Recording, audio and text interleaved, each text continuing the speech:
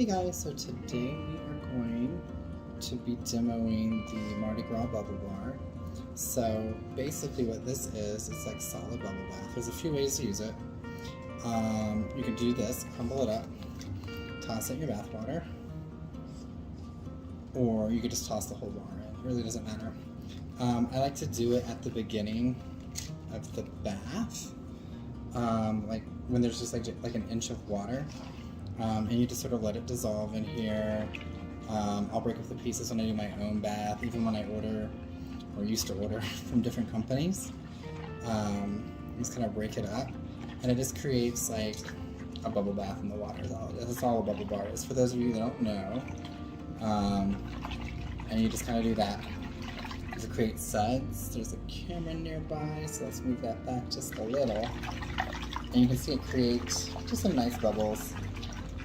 It's very floral, this one. It has ylang-ylang, jasmine rolly, a little bit of sandalwood, not too terrible much. And then of course it has clays. It has just white kaolin clay and some colloidal oats that were like ground down to a powder. And then in the center, very bubbly, in the center there are ground down rose petals. You can see it's super sudsy. Probably, so you get, let me see if I can dry my hands off really quickly. So when you order, okay, well, we'll do on the wrapped ones. I did packaging today, so this one's thin film wrapped or shrink wrapped. You get a bar about this size. Depending on how bubbly you like things, I love a really bubbly bath. So I use a whole bar. Like, I'm just a glutton that way. And this is one of the bars that when it was drying, I knocked it over. So I figured, why not show you guys? So like, I like the whole bar. I like the fact that it's gonna leave my skin smelling like super fragrant when I'm done, and all that. So it's nice. So you could use half a bubble bar. Like you saw that it created quite a lot of bubbles. When it's there, and like I said, if you do it at the beginning of the bath and kind of break it up, by the time you're ready to kind of get in it and it's all filled up, it's all going to be dissolved. So that's a plus. You could do it while you're in there, but then you're just going to have to kind of like agitate the water to make your own bubbles. The benefit of doing it at the beginning is like while the water is kind of coming down, it's going to create those bubbles for you. Really it's just a preference thing. It's just whatever you want. One of the other things about this is, so I don't normally use mica in any of my products. Clearly this one does have mica. It has purple, green, gold, and yellow to make the yellow. I think you guys saw that when I was making it on the other video. I'll try and link that video in this one down below, or wherever one links them.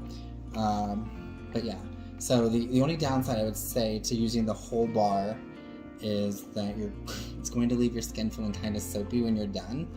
And if you have more sensitive skin, it can dry it out. So just like find whatever amount's right for you. You could probably break this up into thirds and still get a decent bubble bath. Half is definitely like sort of the minimum I would use, like if I'm trying to stretch it. Typically I use a whole one, no matter what. So it does make the water gray. It's not the most attractive thing, but it is a fun little bar. It smells really great, like I said, and it's very sudsy. It has coconut oil, a little bit of hemp oil. I got a lot of questions recently about the hemp. So let me just say, hemp is not THC. THC is not hemp. They're very different things. I don't even believe, I'm not a scientist, I don't even believe they're the same plant.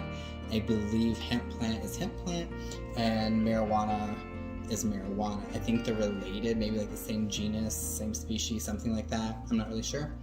But there's no THC that you're gonna get transdermally from this product. So if you're worried about that, I had my sister-in-law and a few other military wives that she knows asking about that. So it's not a concern that like if you and your husband, if you're in the military, take a bubble bath, that he's gonna test positive. Nobody wants to do that. Hemp oil is just really good because it has a lot of stuff that you need. It's really good for fatty acids. It's really good because it kind of soaks into the skin pretty quickly.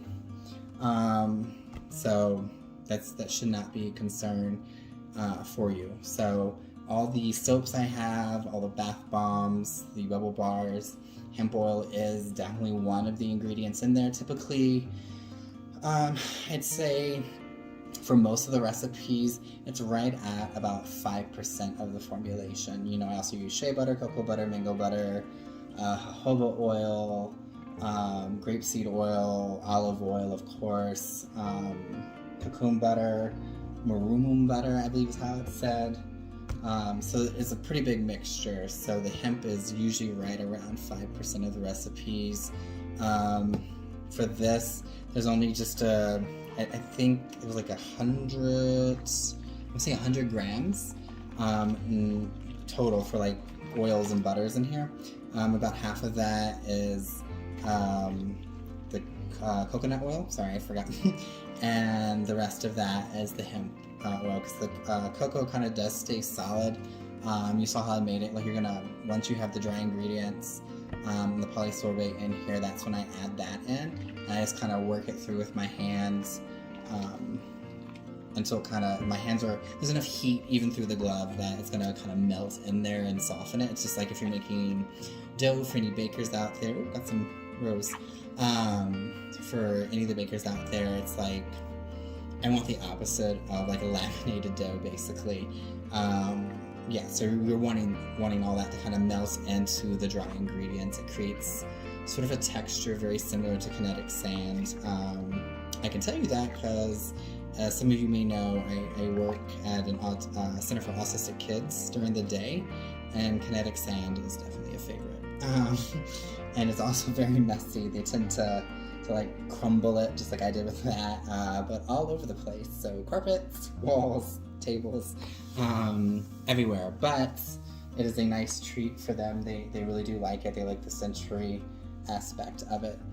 So that's that. You can see it's kind of foamy, sudsy, and then the benefit is like this water isn't very warm, so some of the oils are just kind of sitting on top, and obviously there's not enough of me submerged in here to really get like the full effect of it soaking in, so there's excess compared to what you need.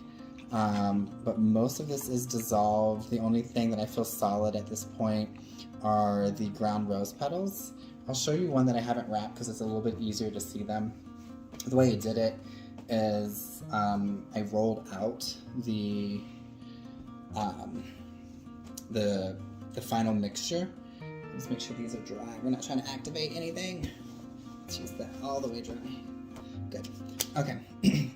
And so right here, as it's flat sheets, I laid one sheet, so like the yellow was the base, obviously, then the green, and then the purple. So once the purple was on, then I put the dried rose petals on at that point, and then you just kind of roll it like a sushi roll up. It formed a log, obviously, and then you just kind of cut. And that's that. So right in here, you can see like it looks brown. That's just the dried rose petals. I would say the only thing that I would change, or I might change in the future, is I might add just a thicker layer of that. I do like it just because rose is great for toning and everything else. But I was hoping that there'd be more kind of sitting here on the top, kind of floating, having that sort of magical effect. Instead, they're all on the edge. But yeah, so thank you guys for joining me. Hopefully you guys like this. There's going to be a couple more that I'll be making this weekend. And then we're going to do another video, like I said, about Jimmy's bath bomb. I'll move the camera over and you could see that I did, well, I won't do that. I've been doing some photography today to get the stuff up on the website. So that is it. That is Jimmy's rose bath bomb. But we'll do a whole separate video for that. I did packaging today, so double shrink wrap. It's just sort of a standard, helps in case, you know, God forbid your package should encounter any water. Hopefully it does not. That would be bad just in general. Nobody wants a soaked box showing up to their house, but soaked, not soap. But yes, we double shrink wrap just to keep all the moisture out. So yeah, so those pictures will be up later today, probably in the next couple of hours, as will the bubble bar as well. So thank you guys for joining me. Please subscribe if you haven't for all my latest content. Follow me on Instagram, Apothecary of the Rockies, Pinterest, same thing, and Facebook. Thank you guys for joining me. Have a great day.